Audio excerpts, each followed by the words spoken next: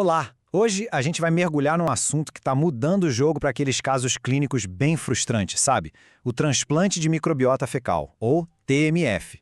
A ciência por trás disso está cada vez mais forte e vamos entender por que essa ferramenta está se tornando indispensável na nossa rotina veterinária. Pois é, toda doença começa no intestino. Essa frase, dita por Hipócrates mais de 2000 anos atrás, parece que foi dita ontem, né? A ciência de hoje está aí para provar que essa intuição antiga estava certíssima. A saúde do intestino é, de fato, a base para o bem-estar geral dos nossos pacientes. E essa ideia nos leva, claro, para o microbioma. Entender esse universo que vive dentro dos nossos pacientes é a chave para desvendar muitos dos nossos desafios na clínica, principalmente quando a gente fala daquele desequilíbrio, a tal da disbiose. Tá, mas o que é essa tal de disbiose na prática? Imagina o intestino como um ecossistema. A disbiose é quando esse ecossistema entra em colapso. Isso pode ser porque as bactérias do bem sumiram, ou a diversidade despencou, ou, o que é bem comum, as bactérias ruins resolveram fazer a festa e cresceram demais. Na maioria das vezes, é uma mistura de tudo isso. E por que a gente tem que se preocupar com isso? Porque a disbiose, olha só, é o fio da meada em muitos daqueles casos que tiram nosso sono. Sabe aquelas enteropatias crônicas que não melhoram, a dermatite atópica que vai e volta, até mesmo problemas de comportamento. A saúde intestinal está lá, no centro de tudo. Ok, se o problema é um ecossistema bagunçado, qual seria a solução mais lógica? Arrumar a bagunça, certo? É exatamente aí que o transplante de microbiota fecal entra. É uma estratégia direta, focada em restaurar a ordem das coisas. A ideia por trás do TMF é bem direta. A gente pega uma comunidade inteira de micro-organismos de um doador super saudável e a transfere para o paciente. O objetivo aqui não é só dar umas bactérias a mais, não. É tipo dar um reset completo no sistema, para que ele volte a funcionar em equilíbrio. A ciência chama isso de eubiose.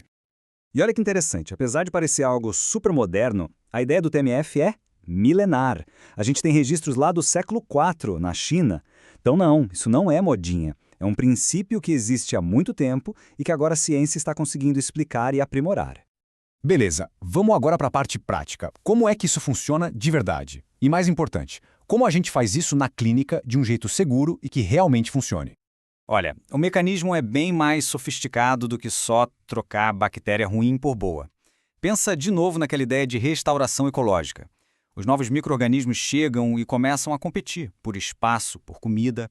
Eles produzem suas próprias substâncias para controlar os patógenos e, o mais incrível, eles restauram a produção de compostos que são essenciais para a saúde do animal. O protocolo em si é bem direto, são 4 passos básicos. Mas se tem uma coisa que precisa ficar gravada é o passo número 1. A segurança e o sucesso de tudo dependem de verdade da seleção super rigorosa do doador. E o que é um doador ideal? É muito mais do que um cão que não tem diarreia. Pensa num atleta de ponta. Ele tem que ser clinicamente perfeito, sem nenhuma doença crônica no histórico, sem ter chegado perto de um antibiótico nos últimos 12 meses e, claro, tem que passar por uma bateria de exames para termos certeza de que não tem nenhum patógeno escondido ali. O índice de disbiose é tipo o carimbo final de qualidade. Certo, achamos o doador perfeito. E agora? Como a gente entrega esse presente para o paciente? Basicamente, temos 2 vias principais, o enema e as cápsulas orais. O enema é o mais estudado até agora e permite usar o material fresquinho. As cápsulas, por outro lado, usam o material liofilizado, são bem menos invasivas e estão ganhando muito espaço por serem mais fáceis de administrar, até de forma contínua. Chegamos na parte que todo clínico quer saber. E a prova? Funciona mesmo? O que os estudos mais recentes estão mostrando para a gente? Vamos começar com um estudo que pegou um cenário bem complicado. Cães com enteropatia crônica que simplesmente não respondiam a nada. Já tinham tentado pelo menos 2 dietas diferentes sem sucesso algum. E o resultado é de cair o queixo. 3 meses depois do TMF, 85% desses cães, que eram considerados casos refratários, melhoraram clinicamente. Pensa no que isso significa para o prognóstico desses pacientes. É uma virada de jogo. E para não ficar só no achismo, o estudo mediu a melhora com um placar, o CBDAI, que mostra a gravidade da doença. A pontuação média desses cães despencou de 5 para 1, em um único mês. Na prática, isso é menos diarreia, menos vômito, é o animal voltando a ter qualidade de vida. E não foi sorte de um estudo só, não. Outra pesquisa pegou cães com diarreia persistente, aquela pelagem feia, sabe? E os resultados foram na mesma linha. Dá uma olhada no gráfico. 71% dos cães melhoraram depois do transplante. E o mais legal é que a melhora não foi só nas fezes, digamos assim. Foi no corpo todo. A tabela mostra isso bem. A qualidade fecal melhorou, claro, mas a pele e o pelo ficaram visivelmente mais saudáveis. E olhando mais a fundo, a microbiota dos pacientes ficou parecida com a do doador, e até os níveis de vitamina B12 subiram, o que indica que o intestino voltou a absorver nutrientes direito.